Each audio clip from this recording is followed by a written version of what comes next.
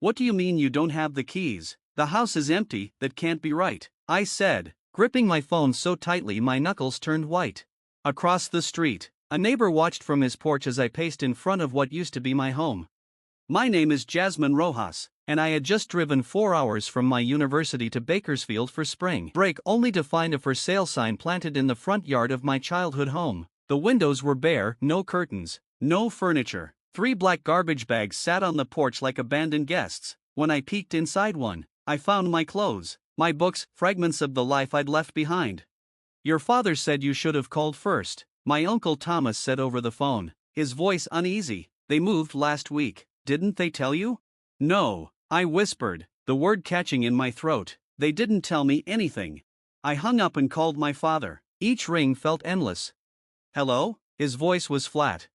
Dad, the house is empty, my stuff's on the porch, what's going on? A long pause. We moved, you're an adult now, deal with it. Then, the click of disconnection. I stared at my phone, stunned. I tried calling again, voicemail. I tried my mother, my brother, nothing. Just like that, I'd been erased. No warning, no goodbye, not even a forwarding address. The sun was setting, casting long shadows across what used to be our yard. The maple tree my father and I planted when I was 8 still stood tall, branches reaching toward a home that no longer belonged to us. I had sent part of my scholarship money home every month. I'd worked part-time, kept a 3.9 GPA, done everything right. I was the responsible one, the quiet one, and this was my reward. I didn't cry, not yet. Instead, I gathered those garbage bags and loaded them into my car. That night, I checked into a motel and spread my salvaged life across a scratchy bedspread, textbooks, winter clothes, and a broken picture frame from a family trip years ago. Everyone smiling, everyone lying. And that night, I made a decision. If they wanted to erase me, I'd return the favor. I'd cut all ties and build something they could never take away. I grew up believing family meant unconditional support. My parents had immigrated from Mexico before I was born, and family first was practically our religion. My father worked double shifts at the plant. My mother cleaned houses. They reminded us daily of their sacrifices. We came here with nothing so you could have everything, my father would say. And I believed him. While others partied, I studied. When my friends worked at the mall, I interned at the courthouse. My pre-law scholarship was supposed to be proof their sacrifices were worth it. My younger brother, Gabriel, was the opposite, lazy in school, caught shoplifting twice, yet my parents never gave up on him. They defended him, forgave him. He's finding his way, they'd say. Maybe that's why their betrayal cut so deep. The responsible daughter discarded, the troubled son still sheltered. That night, in the motel, I called Professor Wilkins, my constitutional law instructor and mentor. They just left? She asked, disbelief in her voice. Yes, I don't know what to do. I can't go back to the dorms yet, and my voice broke. Listen, Jasmine, she said gently, come stay with me until the dorms reopen. We'll figure it out. Professor Wilkins lived alone in a Victorian house filled with books and 2 elderly cats. She gave me a guest room, a key, and something I hadn't felt in weeks, safety. No time limit, she said, just focus on your studies. That spring break, instead of relaxing, I threw myself into research. She connected me with a summer internship at Riverton Law Partners, a firm specializing in housing discrimination. The irony wasn't lost on me. Channel it, Professor Wilkins advised one night over tea. The best advocates fight for what they've lived through. I thought of the family photos I'd found crumpled at the bottom of a garbage bag, my quinceanera, my graduation, all discarded like trash. That night, I blocked every number, my parents, my brother, even extended family. If anyone asked, I simply said, we're not in touch. No drama, no sympathy, just detachment. The internship at Riverton changed everything. What began as simple research turned into something real when Eleanor Grayson, one of the attorneys, noticed my empathy with clients. You have something rare, Jasmine, she said after I calmed a young mother facing eviction. You actually listen. Soon, I was conducting intake interviews, meeting families losing their homes, elderly tenants facing illegal rent hikes, students battling predatory landlords. Their stories mirrored mine. One night, after interviewing 3 families facing simultaneous evictions, I stayed late organizing files. Eleanor found me surrounded by papers. Burning the midnight oil? She teased. These families have nowhere to go, I said. The developer's giving them just 2 weeks in a motel. It's not right. Eleanor sighed. The law doesn't always equal justice. But then what do we do? I asked. She looked at me steadily. What are you going to do about it? That question haunted me. The answer came during a university financial aid seminar when I learned about social innovation grants funding for community projects. I stayed up 3 nights drafting a proposal for a housing advocacy program called the Safe Space Initiative. Eleanor refined the legal details. Professor Wilkins reviewed the rest. 2 weeks later, I received a voicemail from my father, the first in 6 months. Jasmine, your mother's worried. Call us. No apology, no explanation, just expectation. I didn't call back. 3 days later, this silent treatment is childish. Jasmine, we're your family. Still, I stayed silent. When the university awarded me a $25,000 grant to launch Safe Space, I told no one in my family. When Riverton offered me a paid position, I celebrated, not with them, but with Eleanor and Professor Wilkins, the women who had become my real family. My new family was forming around me not by blood, but by choice, people who supported me not out of duty, but out of genuine respect and care. By January, the Safe Space Initiative had already helped 23 students fight wrongful evictions. We operated from a converted storage room at Riverton Law Partners, sharing space with filing cabinets and a flickering overhead light. 2 volunteer paralegals and a rotation of law students filled out our tiny team.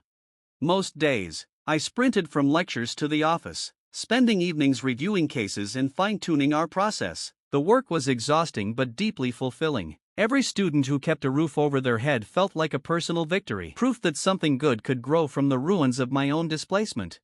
Meanwhile, my parents' attempts to reach me had intensified. The calls came daily, sometimes multiple times, and when I ignored them, they turned to extended family. Your mother cries every night, my Aunt Lucia texted. Whatever they did, can't you forgive them? I didn't reply. Forgiveness required acknowledgement, and they still hadn't taken responsibility for what they'd done. One Tuesday afternoon in February, I was meeting with Devin, a sophomore who'd come back from winter break to find his landlord had rented his room to someone else, despite his rent being paid in full. As we went over his options, the office phone rang. Safe Space Initiative. This is Jasmine, I said, offering Devin an apologetic smile. Jasmine, is that you? It was my mother. My stomach dropped. How did you get this number? It's on your website, she said softly. Why haven't you called us? We've been worried sick. Devin shifted awkwardly in his chair. I covered the receiver. I'm sorry, I need to take this, I whispered. When he stepped outside, I uncovered the phone. This is my workplace, I said evenly. Please don't call here again. We're your parents, she said, her voice trembling. We have the right. You lost that right, I interrupted, when you threw my things into garbage bags and sold our house without telling me. I'm not doing this right now. Your father made a mistake, she pleaded. We had financial troubles. The house was being foreclosed on. We were embarrassed. For a moment, my anger wavered. Foreclosure? Financial trouble? They'd never said a word about that. If you were struggling, you could have told me, I said quietly. I was already sending money home. Your father wouldn't allow it, she whispered. His pride, you know how he is. I did. His pride had always been the silent law of our household, untouchable, immovable, but that didn't justify what they'd done. I need to get back to work, I said, steadying my voice. Please respect my boundaries. I hung up before she could reply. My hands trembled as I set the receiver down. The conversation had ripped open something I thought was healed, not just anger, but guilt, a familiar, dangerous sense of responsibility. Later that evening, Eleanor found me still at my desk, staring blankly at the call log. You okay? She asked, leaning against the desk. I hesitated, then told her about the call. Part of me wants to believe they had a reason. I admitted that it wasn't just cruelty. Eleanor thought for a moment. People rarely act from pure cruelty, but reasons and excuses aren't the same thing. Whatever their troubles were, they still chose to abandon you. She was right, yet my mother's explanation lingered, a seed of doubt I couldn't shake. The next day, against my better judgment, I did what I'd avoided for months. I searched for my family online. What I found erased every trace of sympathy. A Facebook post from my mother, dated just 3 weeks after the move, showed her, my father, and Gabriel beaming in front of a new house. The caption read, "New beginnings, so blessed. No foreclosure, no hardship, just a clean start without me." The missed calls piled up, 120, then 150, then over 200. Their voicemails shifted from demanding to pleading, peppered with casual updates as if nothing had happened. Gabriel got accepted to community college, my mother said in March. "He's studying computer programming. You always said he was smart." The neighbors brought us tamales, my father added in April. "Not as good as your mother's, but they're trying to be welcoming." Their normalcy infuriated me more than their silence ever had. They had moved on, living comfortably in their new world, while I was still rebuilding from the ashes of their betrayal. Meanwhile, Safe Space was growing fast. A local news station ran a feature on our work, and the university paper followed with a full profile. The coverage brought a surge of new cases and new challenges.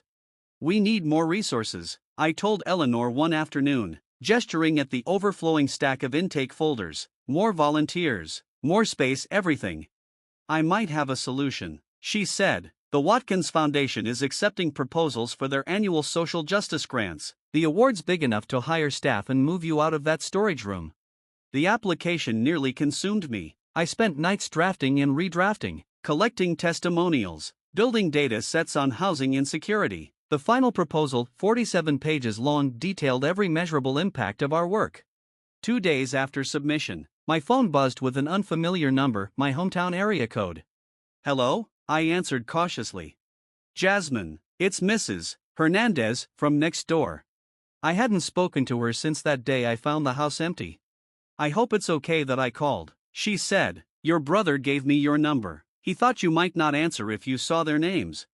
My guard went up instantly. "If this is about reconnecting with my parents." No, she interrupted. "It's about the house. Someone broke in last night. The police think they were after valuables, but the place is empty. Your father asked me to check if maybe you'd come back. He didn't want to report it if it was just you." I almost laughed. "I haven't been back since that day, and I don't have keys." "That's what I told him," she said. "But there's something else. The intruder left an envelope with your name on it. The police gave it to me since I'm watching the property." My pulse quickened. "What does it say?" "I haven't opened it. It looks official. There's a law firm's name on the corner." A law firm? No one should have been sending legal documents there. I'd updated my address months ago. "Can you open it?" I asked. "Just tell me what it says." There was the sound of paper tearing, followed by silence. "Mrs. Hernandez? It's about your grandmother's estate," she said finally. "Your maternal grandmother in Mexico."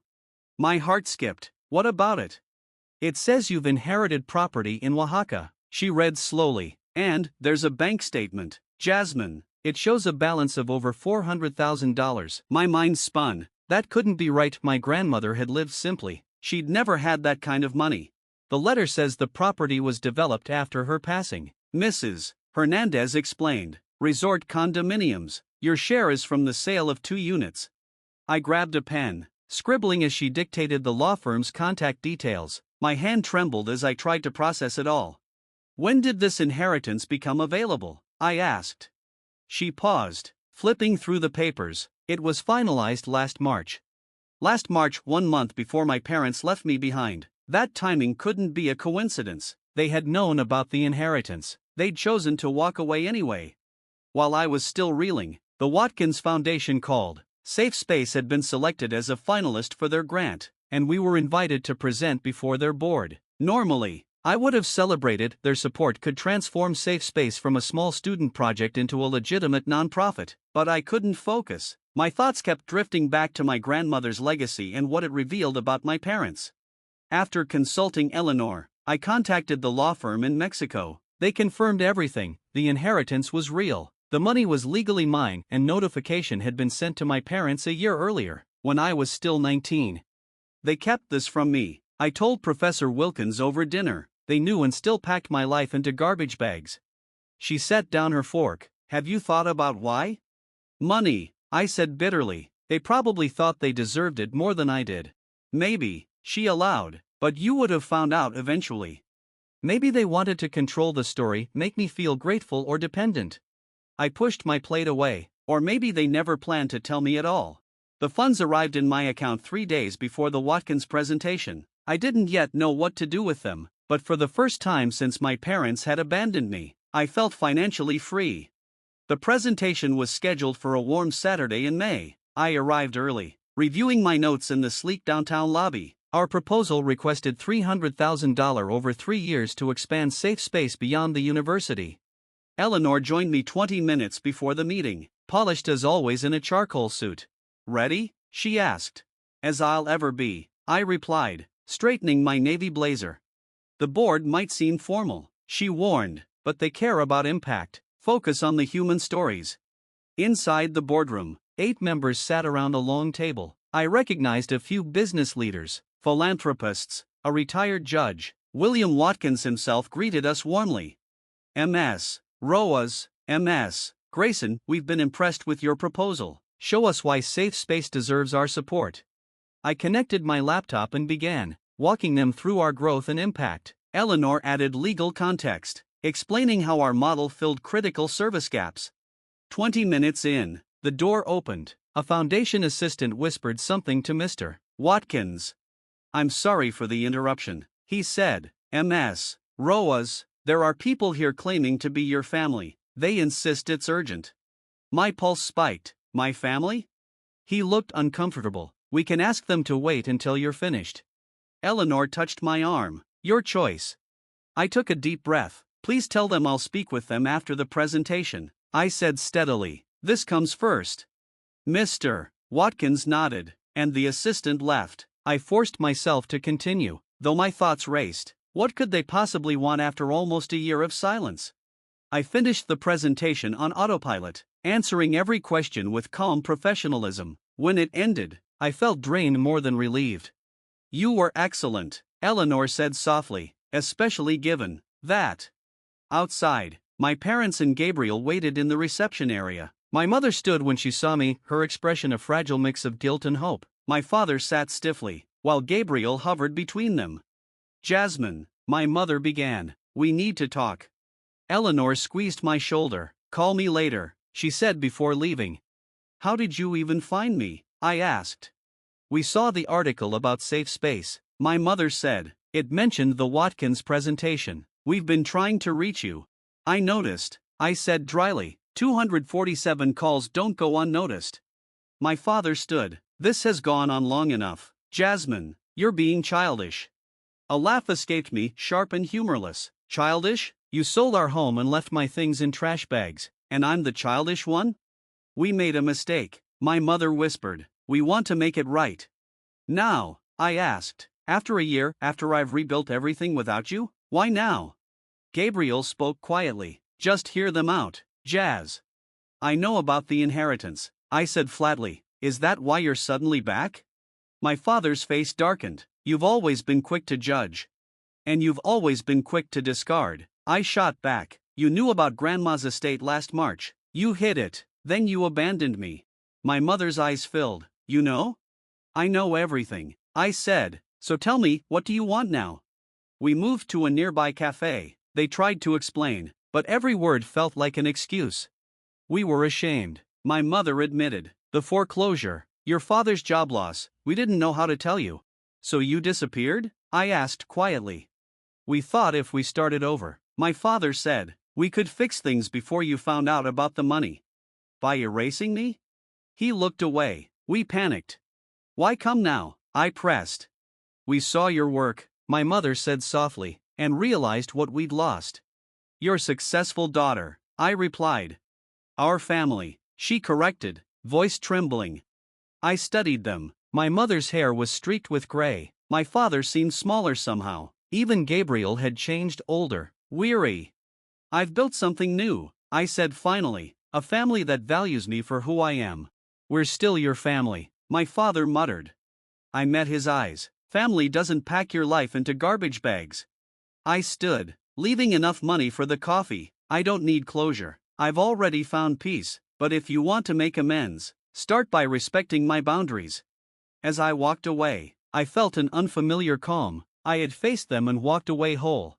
The next morning, the Watkins Foundation called Safe Space had won the full grant, plus an additional $50,000 for operations. That afternoon, a national news outlet reached out to feature our program. When the segment aired, millions watched, including, I later learned, my parents. They never contacted me again. Sometimes, the family you build yourself is stronger than the one you're born into, and as I looked toward the future, I knew I would never again measure my worth through anyone else's eyes.